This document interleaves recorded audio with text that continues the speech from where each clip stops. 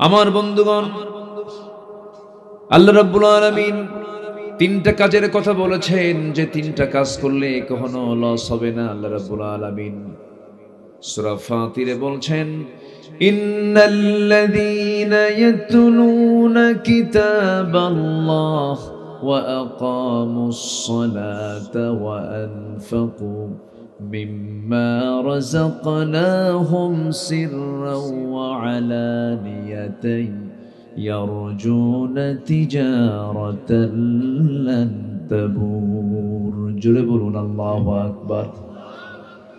নিঃসন্দেহে যারা তিনটা কাজ করবে, এই তিনটা কাজে কোনো লস নেই, কখনো লস হতে পারে না। নাম্বার ওয়ান হলো আল্লাহর কালামকে যারা সুন্দর করে তেলাওয়াত করবে।